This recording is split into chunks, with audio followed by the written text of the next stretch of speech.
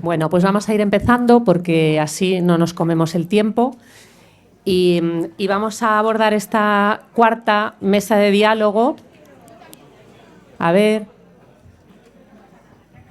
Vamos a abordar esta cuarta mesa de diálogo que gira en torno a la economía circular y a algo que yo creo que un par de años vine a hablar desde la perspectiva de la responsabilidad amplia del productor de los neumáticos, que estaba también con Igor, que está aquí también con nosotros, que él hablaba de la parte textil y yo hablaba de los neumáticos. Y me acuerdo que pregunté quién sabía lo que era un scrap y nadie levantaba la mano. Yo creo que ahora si os pregunto si sabéis qué es un scrap, quiero pensar que vais a levantar todos la mano y a saber lo que es, ¿no?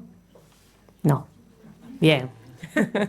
Bueno, es el sistema colectivo de responsabilidad ampliada del productor, que yo creo que la RAP sí que lo habréis oído y la responsabilidad ampliada del productor también. Bueno, hay que decir que la gestión de los residuos en España es una realidad desde hace más de 25 años. Poco a poco se han ido regulando los diferentes flujos de residuos, los envases, los medicamentos, el vidrio, los neumáticos.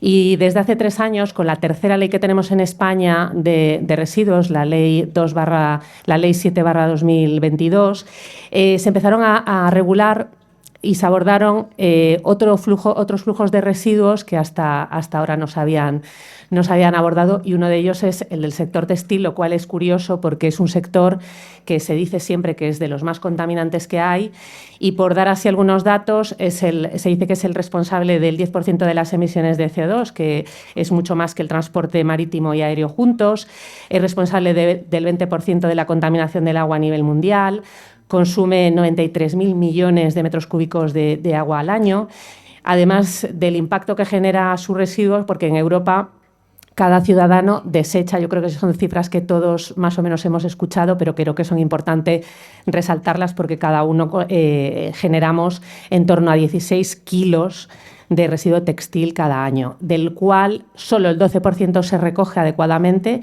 y el 88% restante termina, esperemos que por muy poco tiempo, en vertederos. Como estas jornadas lo que pretenden es dar soluciones y hablar en positivo, con optimismo, que es lo que caracteriza a Slow Fashion Next y concretamente a nuestra anfitriona, a Gemma Gómez, a la que le agradezco mucho la oportunidad de estar hoy aquí. Hay varios aspectos que vamos hoy a abordar, porque está la importancia que hablábamos antes del greenwashing, del empoderamiento del consumidor, o sea, la concienciación y la educación para consumir de una forma mucho más consciente, fomentar esa reutilización, que yo creo que cada vez se está oyendo a hablar más de esto, porque hay que alargar también la vida útil de los productos para que tarden lo más posible en llegar a ser residuos. Además de organizar una eficiente recogida, separar bien los residuos y promover algo que quizás ahora es una asignatura bastante pendiente, que son infraestructuras y tecnologías adecuadas y necesarias para poder gestionar adecuadamente este residuo. Bueno, tenemos para hablar de estos temas a 4 personas. Aitziber no ha podido estar con nosotros, nos pide disculpas, se disculpa por no poder estar aquí. Y tengo a mi lado a Juan Ramón Meléndez, que es el director general de Reviste, que es el scrap. Esto ya os tiene que sonar, la próxima vez que lo pregunte todo el mundo tiene que levantar la mano. El scrap del sector textil, que por ahora es voluntario, porque estamos a la espera del Real Decreto que regule y que obligue realmente de forma legal a todos los productores del textil a garantizar la correcta gestión de las prendas al llegar al final de su vida útil. Y Juan Ramón tiene muchísima experiencia en estos temas. De hecho, yo lo conozco desde que empecé a trabajar en el año 98 con la primera ley de residuos, que él estaba en Ecovidrio, yo estaba ahí trabajando con él en temas de reciclaje, fue cuando empezó la separación, pero ha estado en Ecoembes, ha estado además, antes de estar ahora en Reviste, como director de la Asociación de Latas de Bebidas. A su lado está Mariluz Ferro, coordinadora general de la red social Coopera, lleva 24 años trabajando ahí, ha trabajado en diferentes posiciones, empezó como clasificadora de ropa, después pasó al equipo económico, donde acabó siendo la responsable, y ha asumido otros retos como la gestión de calidad, coordinación de la zona norte y finalmente, lo más bonito, que fue elegida por sus compañeros como coordinadora general. A continuación está Valentina Nardi, que está a cargo de un programa de investigación sobre moda responsable que se llama Cátedra Valley, que es una cátedra industrial impulsada por Hestia, una escuela de ingenieros basada en el sur de Francia, que reúne investigadores y profesionales de la moda para trabajar en temas relacionados con la trazabilidad, ecodiseño y reciclaje, que es de lo que nos viene ya a hablar. Y por último, y no menos importante, Miguel Ángel Molinero, que es socio director de Rurapolis y de InnoHelp. Él lleva más de 30 años trabajando en el ámbito de la dirección de empresas, la innovación y la internacionalización, ocupando diferentes posiciones tanto en el Centro Tecnológico del Textil en Andalucía como en el Grupo Textil Rioma. Actualmente es director de Rurapolis y de InnoHelp, empresas especializadas en asesoramiento estratégico y de innovación en diferentes países. Ahora nos hablará él un poco de esto y también está en la Fundación Somos Naturaleza.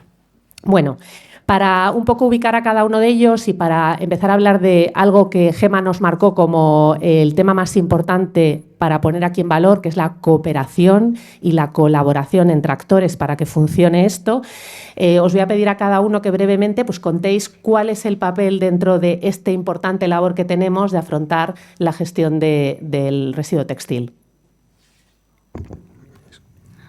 Bueno, pues buenas tardes. Muchas gracias, Gemma, por invitarnos y por la paciencia que habéis tenido para tenernos hoy aquí. Siento mucho los inconvenientes, pero bueno, finalmente lo hemos conseguido resolver. Bueno, mi nombre es Juan Ramón Meléndez y dirijo Reviste. Como decía muy bien Isabel, pues somos un sistema colectivo de responsabilidad amplia del productor y de carácter voluntario, porque mientras no haya un Real Decreto que establezca unas obligaciones a los productores de textil y de calzado, pues de contribuir al sostenimiento de un scrap, pues de momento tenemos los participantes que voluntariamente han querido adherirse, y luego os contaré también qué, digamos, requisitos o qué condiciones hay, porque esperamos que os suméis empresas de todo tipo, tamaño y condición para enriquecer la construcción de este scrap, que en algún momento se convertirá en obligatorio y ya seremos un scrap con recursos, digamos, importantes, y es en lo que vamos a trabajar en estos próximos meses. Básicamente, nosotros nos incorporamos a este ecosistema como una herramienta de cumplimiento normativo para las empresas que van a tener un montón de obligaciones y que muchas de ellas pues va a ser mucho más eficiente realizar o cumplir con esas obligaciones haciéndolo de manera colectiva.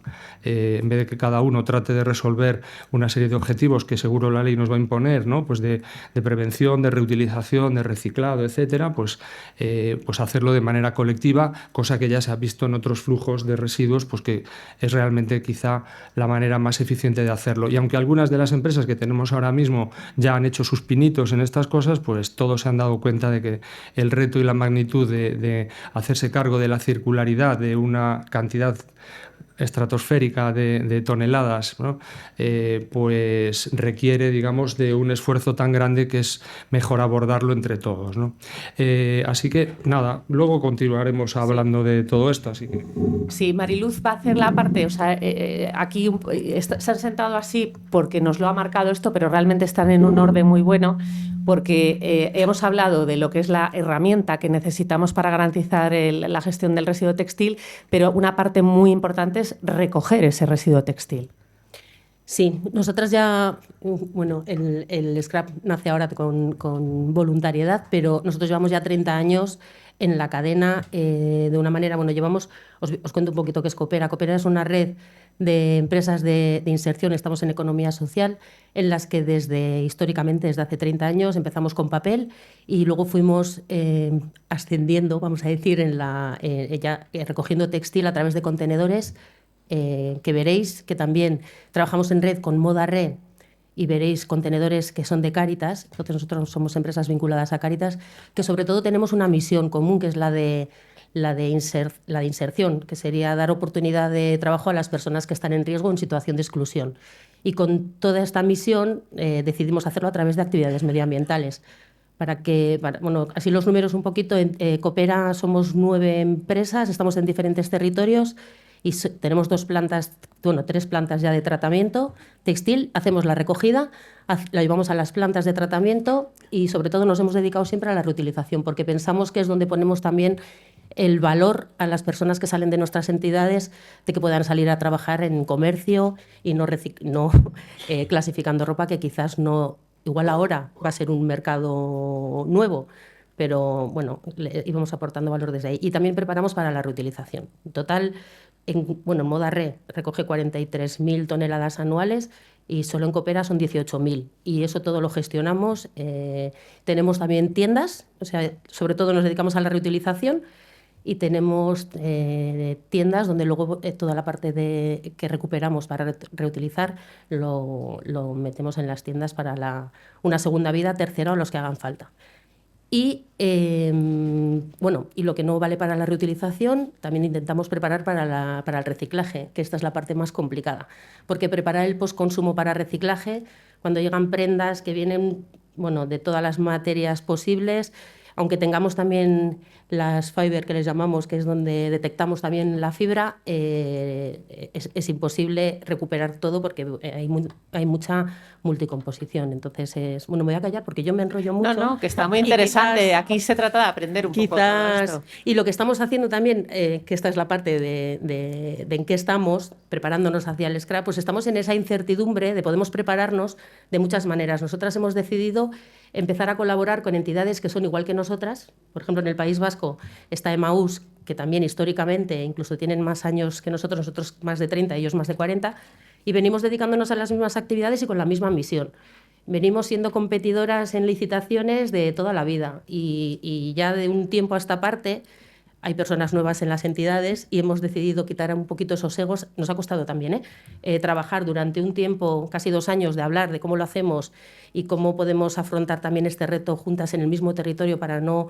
Porque al final, yo siempre digo, es incoherente que nos dediquemos a la misión de generar empleo y se lo esté quitando a los que están haciendo lo mismo que nosotras. Entonces, unir fuerzas no suma, multiplica muchas veces, porque entramos en inversiones, se pueden asumir muchas más inversiones, podemos hablar de las experiencias que tenemos cada una y de la eficiencia de cada una en sus procesos, porque cada una ha volado sola, y el compartir ahora mismo todo el conocimiento que tenemos las dos nos hace ser muy eficientes, porque el conocimiento compartido hace que seamos y que también dejemos de hacer lo de siempre, porque a veces lo de siempre no es lo que hay que hacer. Sí, a veces vamos con la inercia, ¿no? Eso es. Valentina nos va a hablar un poco más en un amplio espectro, porque no vamos a hablar solo de reciclaje, sino esa parte previa, ¿no?, del ecodiseño, también la trazabilidad, que es muy importante en lo que es la gestión del residuo textil, y nos va a comentar un poco lo que hacen. Gracias. Buenos días a todos y muchas gracias, Gemma y equipo, por la invitación. Hoy voy a hablarles de nuestro proyecto, que es la Cátedra Bali, que por eso me invitaste, y también entendí que porque faltaba una argentina para cada mesa redonda. Esta es mi misión principal. Nuestras actividades son un poco complementarias de lo que se estuvo presentando. Yo trabajo para Hestia, que es una escuela de ingenieros basada en el sur de Francia, donde formamos ingenieros que le llamamos, en un falso español, generalista.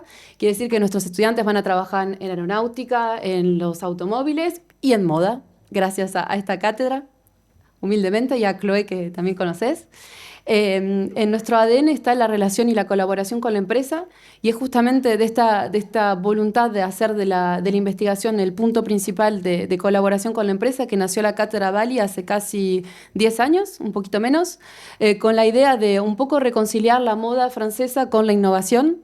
Al principio estábamos en unas pistas que, no lo repitan por favor, que era todo lo que es el textil conectado, queríamos poner captores por todos lados. Bueno, esa fue la idea inicial, y tuvimos la suerte de tener un investigador que dijo: ustedes no entendieron nada. La innovación tiene que estar al servicio de las empresas, de la industria, pero también al servicio del medio ambiente y de respetar el planeta que tenemos.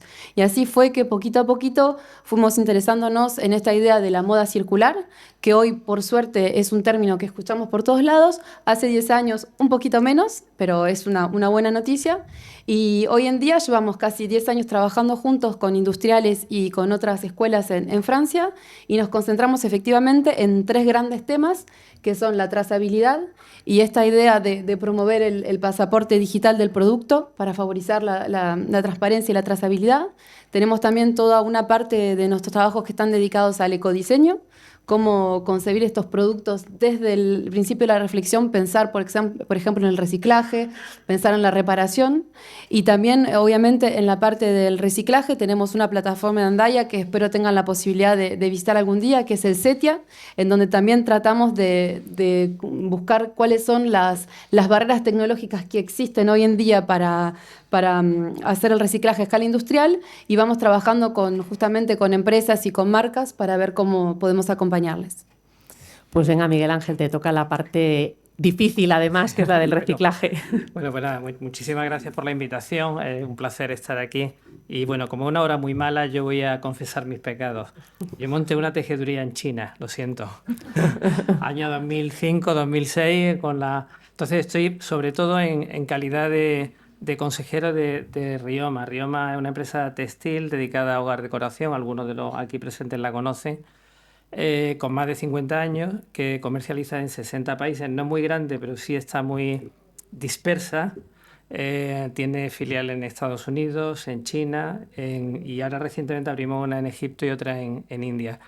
Y por tanto, de esta descripción somera del grupo, pues se puede entender que intenta el presidente y el Consejo de Administración del grupo aprovechar las oportunidades que ofrece la internacionalización.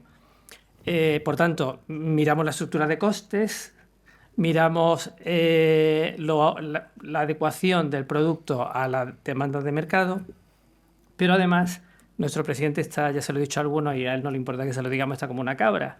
Y es un señor que desde hace ya más de 30 años pues dona gran parte de lo que gana a proyectos de interés general a través de una fundación, la Fundación Somos Social Universal. Lleva aplicados pues, más de 9 millones de euros en proyectos de desarrollo en distintos lugares y desde el año 2020 pues, se empeñó en poner también su granito de arena en el ámbito de la sostenibilidad genérica, con impacto ambiental positivo y específicamente por el ADN del grupo y de él en persona, por la sostenibilidad en el ámbito textil. Y entre las múltiples cosas, porque hemos hecho temas de tintas naturales, estamos ahora con un proyecto CEDETI de uso de cáñamo, entre las múltiples cosas que pone sobre mi mesa para que yo las despache, pues está el tema del reciclado del textil, ¿no? Y estamos pues intentando analizar la viabilidad de la puesta en marcha de una planta. Hemos pasado por presupuestos de 1,5 millones, 1 millón, ya voy por 600.000 y aún así pues es muy difícil en este momento plantear una estructura de costes razonable para obtener una materia prima que dé lugar a una hilatura que sirva para hacer unos productos. Total, ese es el escenario que tenemos a nivel de empresa con una pata comercial muy importante, con un ADN apasionado por la sostenibilidad. Además, Susana conoce y Antonio también está por aquí, conocen al presidente del grupo y una persona que no le importa dejarse la piel. Ahora está en Turquía y la semana pasada estaba en Egipto. Dejarse la piel con sus 72 años en el camino por mejorar el medio ambiente y contribuir. Él dice, no hay que decirlo, hay que hacerlo. Y un poco es el escenario en el que trabajo. Bueno, me gustaría un poco que nos contéis, ya que lleváis un bagaje, aunque todavía es desde Reviste, la responsabilidad amplia del productor es todavía voluntaria, pero ¿cómo se están preparando las empresas que estáis percibiendo para afrontar realmente esa regulación que, bueno, no sabemos cuándo va a llegar, pero podría llegar mañana mismo, si tenemos suerte? Bueno, si tuviéramos mucha suerte, sí. Es lo que estamos deseando. Pero no parece.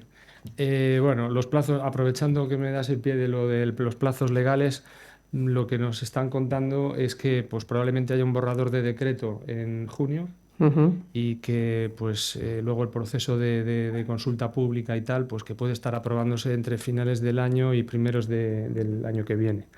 Nosotros, junto con otros, estamos presionando a todo el mundo que podemos en el Ministerio para que se haga cuanto antes, porque tener unas reglas del juego es lo que todos necesitamos, ¿no? Entonces, cuando me preguntas por qué pasa en las empresas, pues imaginaos, pues si en vuestras comunidades de vecinos pues, y sois 20, pues hay de todo, pues imagínate pues en las empresas textiles, ¿no? No sabemos ni siquiera cuántas serían las obligadas a estar en el scrap, pero se habla de entre 12 y 15.000 empresas. O sea, que ya te puedes imaginar, hay de todo. ¿Y cuántas voluntarias hay por ahora? Ahora mismo tenemos 11. 11 voluntarios. De aquí seguro que van a salir unas cuantas más. Bueno, pues oye, a ver, tenemos los 11 quizá adelantados, ¿no?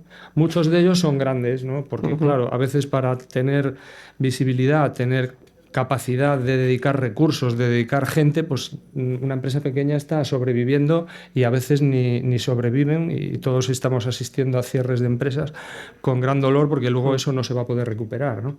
Entonces, incluso dentro de las grandes hay diferentes niveles, ¿no?, de approach a esto. Entonces, hay quien está más convencido, hay quien está simplemente mirando el tema de que quiero cumplir.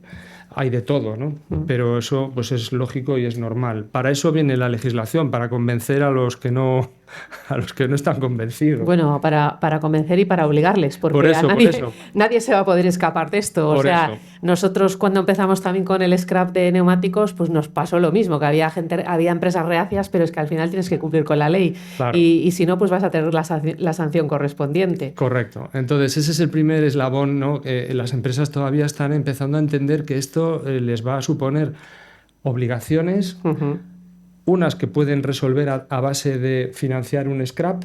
Ya eso no les gusta, lógicamente poner dinero pues no le gusta a nadie. Cada uno luego además verá si es capaz de repercutir eso al precio del producto, y ahí pues habrá de todo, ¿no? Habrá quien pueda, habrá quien no pueda, habrá quien quiera, habrá quien no quiera, no lo sé. Pero bueno, que ya solo la parte financiera ya les preocupa, pero luego es que hay un montón de cambios y ya estábamos hablando aquí de codiseño y tal, pues que eso lo va a tener que hacer cada empresa en función del modelo de negocio que tienen. Entonces, ¿cómo vas a reorientar tus productos? ¿Cómo vas a tener que diseñarlos para que sean más duraderos, para que sean más reutilizables, más reciclables? Y es una cosa que desde el scrap tenemos que apoyar y tenemos que ver cómo hacerlo para ser justos y equilibrados. Pues eso cada uno lo tendrá que resolver, ¿no? Ya aprovecho para hacerte aquí una pequeña pregunta, porque coincidí con alguna persona que está hoy aquí y entonces me decía, es que claro, para estar en ese scrap tienes que pagar muchísimo dinero y no puede estar cualquiera. Y tú me dijiste que no era así. O sea, me gustaría que lo aclares, porque yo creo que a veces la gente, o sea, las empresas pueden decir, oye, ¿qué hago yo en ese scrap con esas empresas tan grandes cuando yo al final tengo un modelo de negocio muy pequeño y no tengo capacidad económica para aportar, ¿no? Claro, a ver, en el año 2023, cuando estas empresas, que ahora diré algunos nombres, pero bueno, para que os hagáis una idea, pues Inditex, Mango, H&M, Ikea, El Corte Inglés, Kiabi, Decathlon, Tendam, Mayoral, ahora se acaba de incorporar. Claro, pero estas que empezaron en 2023 estaban siendo capaces de ver eso con el horizonte temporal que otras todavía pues no lo están ni siquiera viendo ahora, que está el decreto a punto de aparecer en el BOE, ¿no? Entonces, lógicamente, pues ¿quién puede aportar ahí recursos? Pues las grandes, ¿no? Entonces, no, ahora lo que ya hemos abierto es la posibilidad de que cualquier empresa se pueda adherir anticipadamente. Para que os hagáis una idea, una empresa que facture en España menos de 10 millones de euros por puesta en el mercado de textil, calzado y textil hogar, entraría en el scrap mañana mismo con una aportación de 1.000 euros, que además no es una aportación a fondo perdido, es un anticipo. Es decir, que cuando entre en vigor la obligación y haya que pagar en función de lo que se pone en el mercado, pues si una empresa el 1 de enero del 27 va a tener que pagar pues 3.000 euros, pues 1.000 ya los has pagado y ya se te descuentan, ¿no? Es decir, que simplemente es un adelanto para ir dotando de recursos al sistema y poder ir haciendo pues las pruebas piloto que estamos haciendo, los estudios, los ensayos, etcétera, ¿no? Mariluz, adelantabas ya antes que vosotros se está afrontando ya esto, pues por ejemplo, con colaboraciones como con Emaús. ¿Cómo lo veis desde vuestro punto de vista? ¿Cómo están afrontando, cómo veis ese afrontar ahora esa responsabilidad? Bueno, nosotras con la capacidad que tenemos entre las dos, es lo que digo, sumamos, y mucho más que sumar, estamos viendo pues de todas nuestras experiencias quién hace las cosas o quién ha sido más eficiente, porque nos hemos hecho expertas en ciertos procesos, unas más que otras. Entonces, ahora al compartir, lo que pasa es que nos da un poco de miedo porque todo esto requiere de mucha inversión. O sea, os hablo de toda la entrada de textil que entra en una planta grande, tendríamos que duplicar las instalaciones, duplicar maquinaria, duplicar personas, y no es nada fácil. Sumando entre las dos, los costes se aminoran porque nos los vamos dividiendo y el riesgo es la mitad o no, depende también de cada una del músculo que tenga.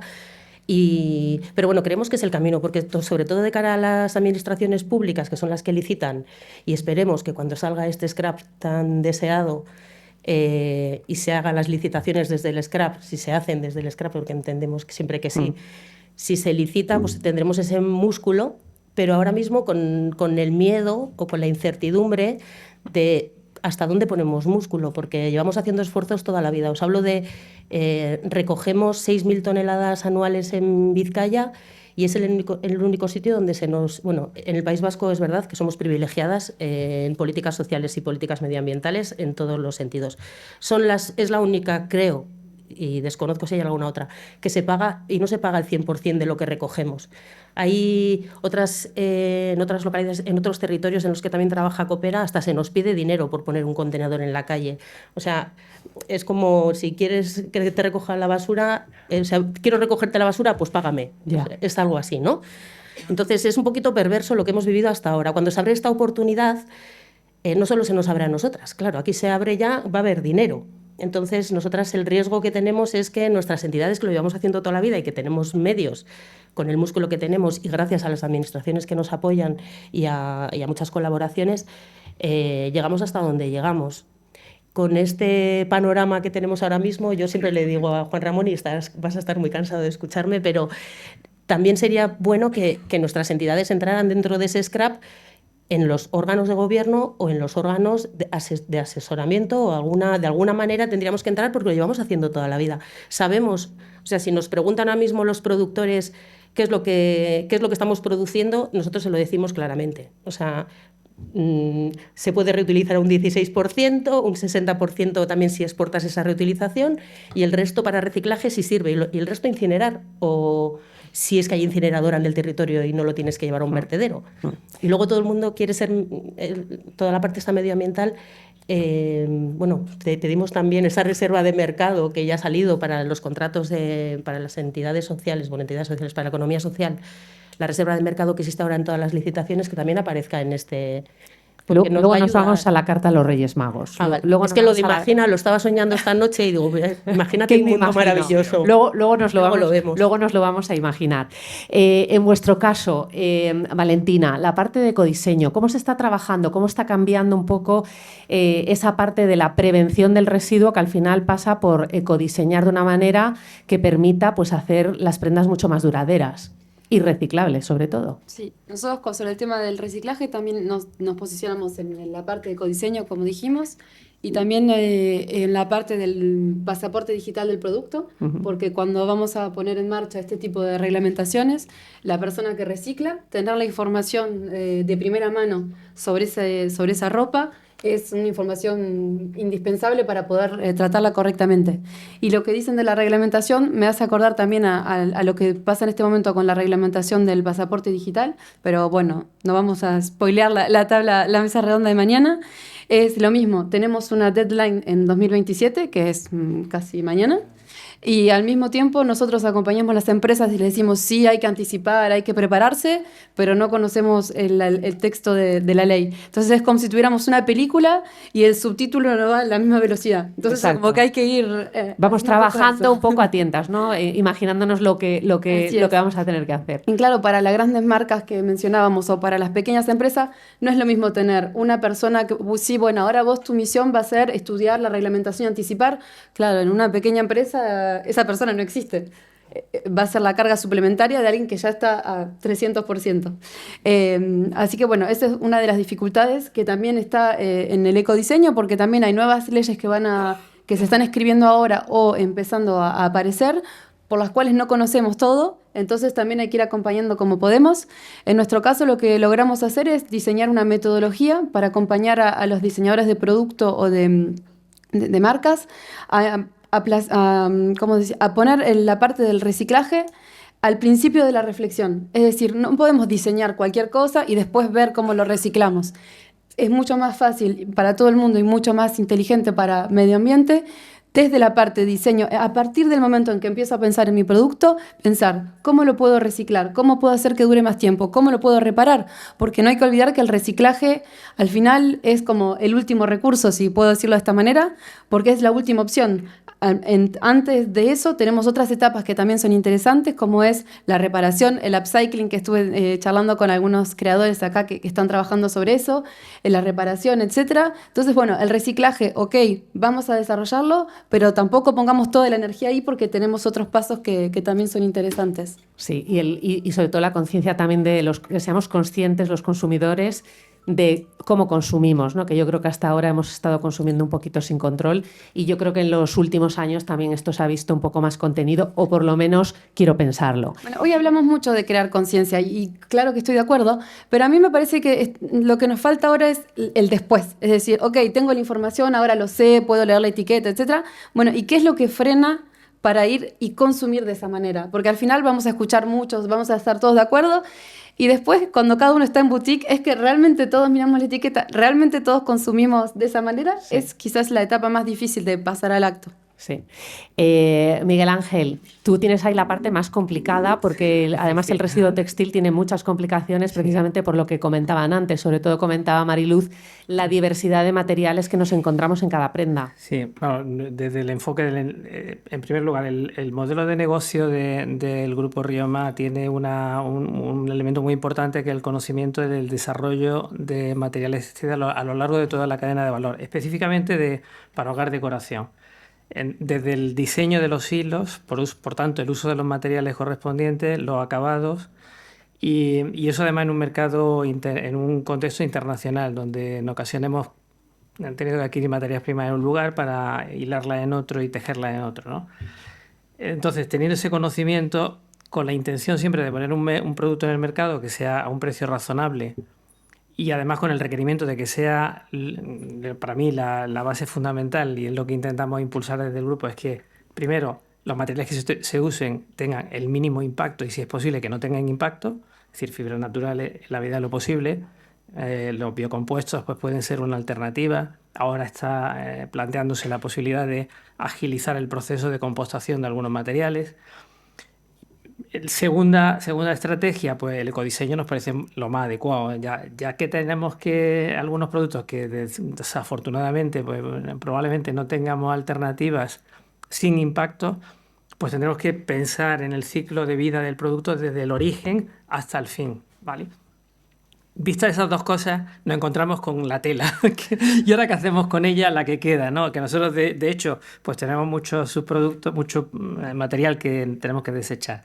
Y cuando hemos intentado entrar en el análisis detallado del proceso de recuperación de fibras, incluso planteándonos tecnologías pues, un poquito más avanzadas, como la espectrofotometría en infrarrojo cercano para separación de fibras, la caracterización de materiales o la visión artificial para el discernimiento de las gamas de colores, pues vemos que es, desde un punto de vista operativo, con la intención de tener una fibra que podamos hilar, que podamos meter en una tela, que la tela se pueda vender, es muy complicado, muy complicado. Entonces, a ver si el scrap nos da la solución, porque... Bueno, es complicado, pero posible, que yo creo que siempre hay que vivir un poco con eso. Tengo un presidente, ¿no?, que todos los días me llama para lo mismo, así que no me insisto. Así que se logrará.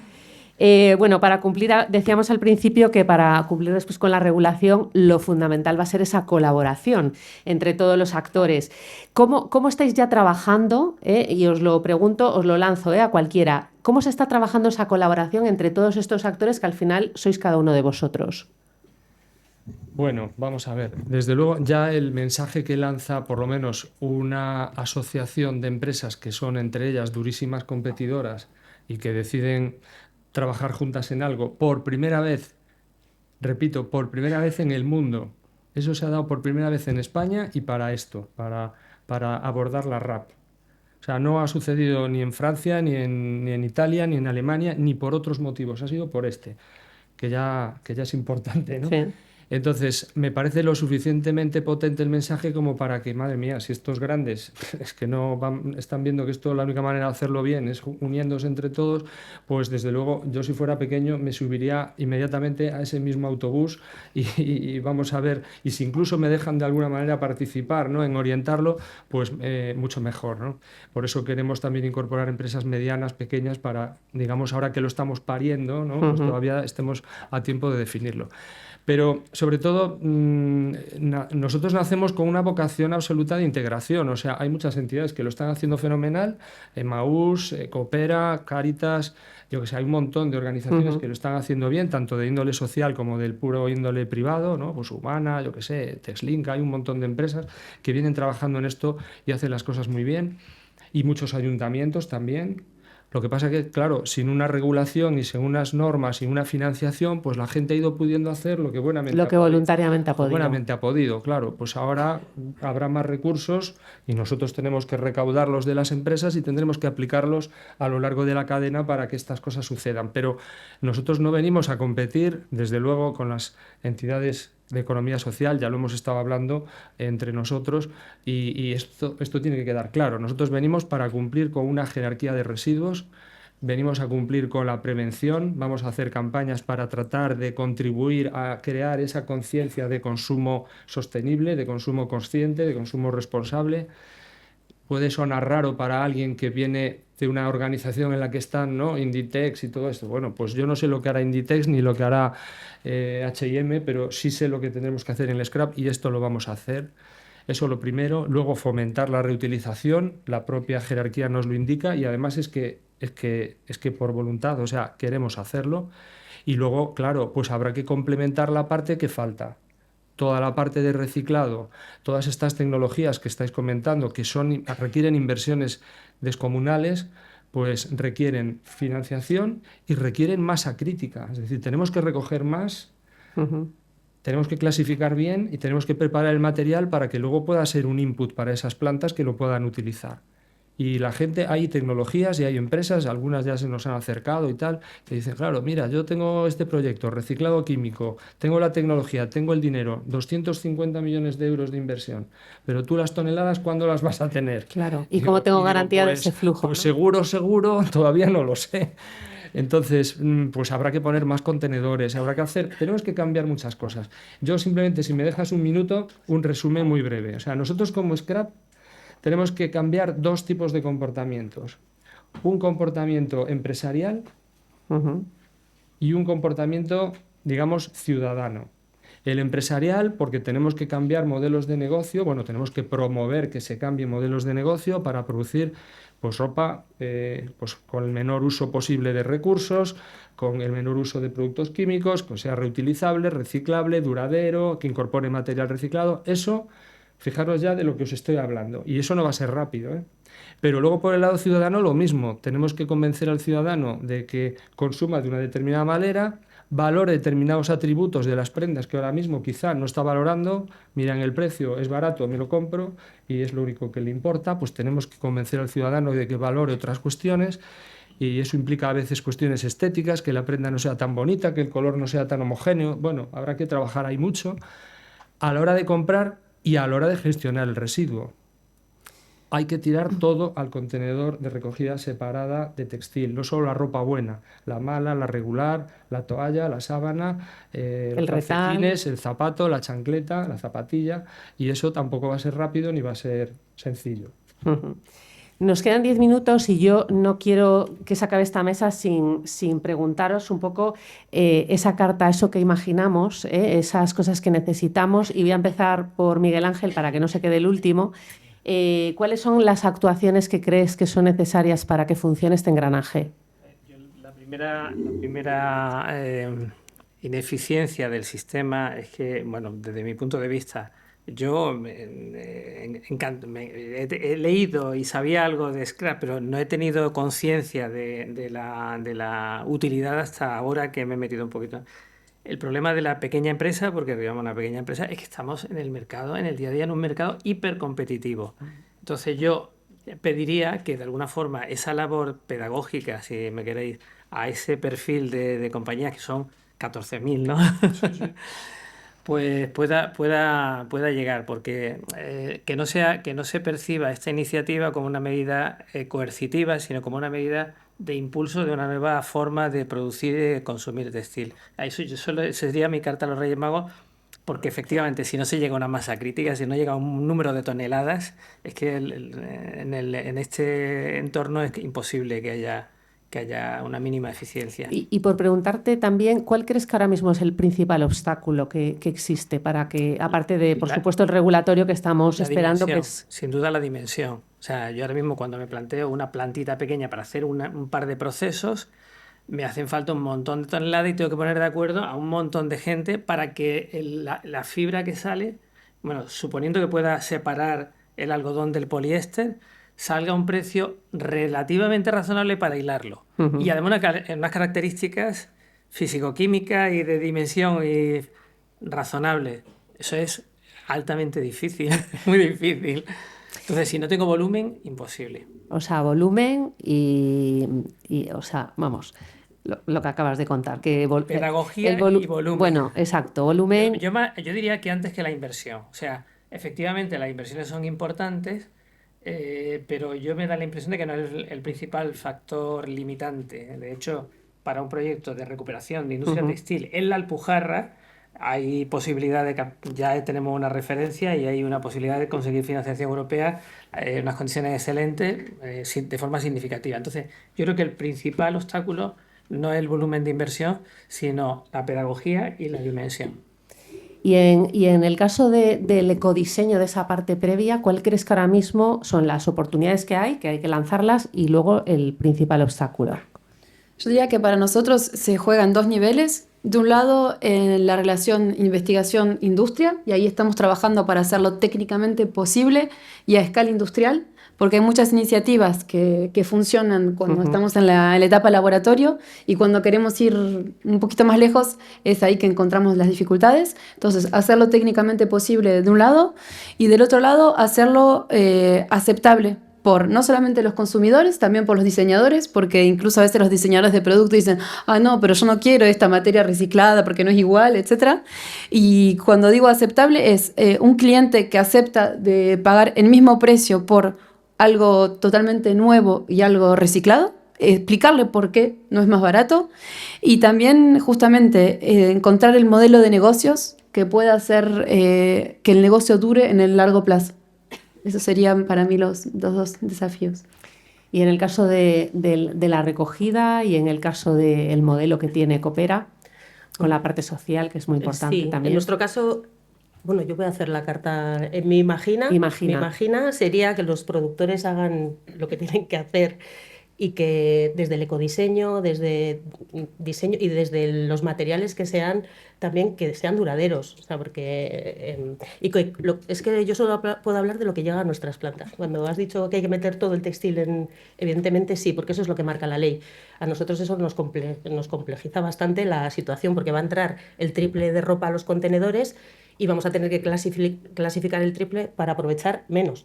Para lo que es la reutilización va a ser menor. Pero bueno, eso está dentro de la conciencia ciudadana, el cómo tira la ropa también al contenedor. Y bueno, pedir eso, y sobre todo que se haga esa búsqueda. El reciclaje nosotros llevamos intentando hacer proyectos con un montón de centros tecnológicos, porque tenemos el material. Decimos, por favor, ¿qué hacemos con esto? Financiándolo incluso nosotros con alguna financiación externa, pero todo eso nos ha sido imposible solucionar un problema que tenemos de volumen de ropa que es imposible. O sea, lo que decíamos antes de acumular kilos para hacer hilaturas, te piden, mándame, imaginaros, 2 toneladas de algodón blanco. Para eso tiene que primero separar de todo lo que llega, que es algodón blanco, luego pasarlo y ver qué composición tiene, porque dicen de algodón blanco del 95%. Del 95%, para que yo te acumule 2 toneladas, necesito 400 metros cuadrados y eso es lo que no se está visibilizando. Por eso nosotros nos ponemos siempre a disposición de los que al final vais a tener que regular un poquito o echar una mano ahí, porque esto creo que no se conoce. O sea, hay cosas que no se conocen. Hay cosas que, vale, las plantas de tratamiento tratamos, pero luego ¿dónde metemos el material si me pides una tonelada de poliamida? Porque menos de 1 tonelada no vale para llevar a un centro de reciclaje. Y la poliamida son las medias que nos ponemos, hay poquito, algún chubasquero y alguna cosa así. Imaginaros lo que es clasificar en sacar 1 tonelada es que es imposible. Y el reciclaje ahora mismo es así. Y ahora hazme una prueba y mándame no sé cuántos kilos. Lo que son las hilaturas está mucho más avanzado. Aquí tenemos mucho avance en el reciclaje en el mecánico, que es al final el que hace la hilatura. Pero ¿cuál es la siguiente parte? Que alguien compre esa hilatura. Porque nosotros podemos preparar un montón de material para hilar, y cuando llega la hilatura tiene que tener un cliente, porque es que si no estamos haciendo negocios que en un momento dado se acaban. O sea, ahí está luego la parte que va a haber otra mesa sobre el IVA verde, que yo creo que también puede ser un buen incentivo para promover esto. Y podría imaginar más cosas, pero yo creo que con esto es suficiente. Lo del scrap ya lo dejo ahí. Yo las que ya me has dicho 17 veces ya las tengo apuntadas. Bueno, a ver, es que fijaros lo complejo que es todo esto, ¿no? O sea, es que no es sencillo. Y además, en el mundo del textil, la velocidad con la que suceden las cosas es muy alta. Es decir, una marca que te pida una cantidad, la necesita en un plazo X para un diseño que ya tiene encima de la mesa para producirla en un plazo de no sé cuántas semanas porque tiene que estar en la tienda en no sé qué semanas. Entonces, si te pide esos 1000 kilos de no sé qué material, de no sé qué color, como no los tengas preparados y almacenados y estocados en no sé dónde, es que no se los vas a poder suministrar. Y eso, ¿quién lo paga? Hasta almacenarlo es gratis, que Pues, pensamos que es gratis. Claro, entonces, pues ese es el tipo de cosas que el scrap va a tener que suministrar, va a tener que poner dinero para que sucedan. O sea, nosotros tenemos que evitar, o sea, tenemos que conseguir que cosas que funcionan bien se repliquen en otros sitios, y esto os señalo porque no en todos los sitios hay organizaciones como vosotros y hay zonas del mapa que están vacías. Necesitamos que las cosas que funcionan bien se repliquen. Las que funcionan mal, pues corregirlas o eliminarlas si podemos, porque a nadie nos gusta ver las fotos de las prendas de las marcas españolas tiradas en países del tercer mundo. Entonces eso tenemos que evitarlo, ¿no? Y luego necesitamos que sucedan cosas que ahora no suceden, como esto que estamos hablando. Hace falta estocar, hace falta ampliar plantas, hace falta... Y esto requiere recursos. Pues, señores, a ponerlos. A ponerlos a regular. Bueno, nos queda medio minuto que quiero cumplir estrictamente con el tiempo, pero sí que me gustaría también subrayar un poco que aunque somos aunque son los productores quienes tienen que financiar esto, no olvidemos que somos los consumidores quienes realmente somos los que pagamos o debemos de pagar por el principio de quien contamina paga por cada prenda que compremos, y somos nosotros los que tenemos que abordar ese precio. Es verdad que en muchos productos es invisible porque va incluido en el precio. En el caso, no es por ir mal neumático, pero el neumático, por ejemplo, va en línea separada y cuando se cambia un neumático tú eres consciente de que estás pagando un precio por el neumático que estás adquiriendo y un importe que lo ves exactamente cuál es por su gestión. Esto ocurre con todo. Por eso cuando no cumplimos con nuestras obligaciones a la hora de separar los materiales o echar el envase o la botella al contenedor correspondiente, hemos pagado por ello, con lo cual, cuando no lo hacemos, estamos tirando nuestro propio dinero a la basura. Y esto mismo nos va a ocurrir con cualquier prenda que adquiramos, con lo cual tomémonos esa molestia de llevarlo al contenedor correspondiente, cualquier tipo de pues un calcetín, que tenemos todos muchos desparejados y a veces acabamos tirando donde no debemos, porque eso sí que se va a pagar. Y nada, espero que os haya resultado útil. Yo creo que es algo bastante novedoso. Yo sí que os animo, no solo porque está aquí Juan Ramón, sino porque yo, como parte de un sistema de responsabilidad amplia del productor, creo que es importante que se sumen empresas de todo tipo. Esto no va de empresas grandes, pequeñas y cada una separada, sino que aquí se trata de colaborar todos y de poder, sobre todo, opinar, que es lo más importante. Así que nada, muchas gracias.